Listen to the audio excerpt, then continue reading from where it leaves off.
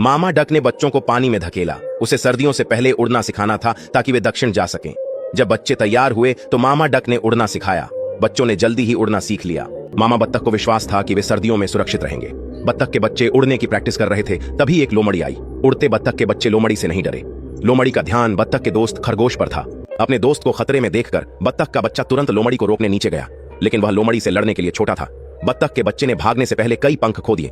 उसके पंख घायल हो गए थे और वह अब उड़ नहीं सकता था। बत्तख का बच्चा सरकंडे में बेसुध हो गया। जैसे जैसे ठंड बढ़ी, मामा बत्तख अपने बच्चों को दक्षिण ले जाने की तैयारी करने लगी, लेकिन एक बच्चा गायब था। उसे पहले ढूंढना था। जहां बत्तख का बच्चा बेहोश हुआ था वह जगह छुपी थी।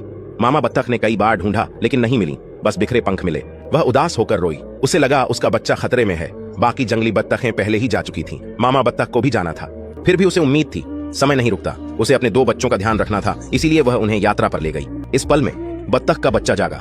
उसने आकाश में मां को देखा और पीछा किया, लेकिन घायल पंखों से ऊंचा नहीं उड़ सका। सर्दी आई और बर्फ गिरी। बर्फ ने जमीन को ढक लिया था। उसका खरगोश दोस्त मिला। खरगोश ने पूछा कि वह उड़कर क्यों नहीं गया। घायल पंख को देखते हुए बत्तख के बच्चे ने जवाब नहीं दिया। जब वे बात कर रहे थे, लोमड़ी फिर से आई। बत्तख का बच्चा जल्दी पानी में भागा और खरगोश जमीन पर दौड़ा। लोमड़ी ने सोचा कि पानी में बत्तख के बच्चे को पकड़ना फुर्तीले खरगोश से आसान होगा। पीछा करते हुए लोमड़ी का सामना करते हुए बत्तख का बच्चा छोटे क्षेत्र में था। सौभाग्य से वह फुर्तीला था और लोमड़ी उसे पकड़ नहीं सकी। लोमड़ी ने धैर्य खो दिया और उसे पकड़ने के लिए बर्फ जमने तक इंतजार करने का सोचा। समय के साथ बत्तख के बच्चे की जगह घटती गई। अंत में उसे बाहर कूदना पड़ा। खतरनाक पल।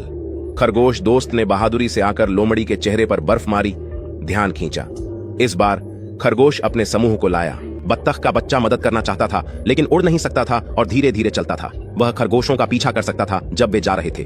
दो खरगोश मदद करने आए। वे दौड़े और लोमड़ी को पेड़ की ओर ले गए, फिर अलग हो गए। लोमड़ी उलझन में थी कि किसका पीछा करे। उसने दोनों को पकड़ने की कोशिश की, बाएं दाएं झूलते हुए, लेकिन किसी को नहीं पकड़ सकी। उसे एक लक्ष्य पर ध्यान न देने का पछतावा हुआ।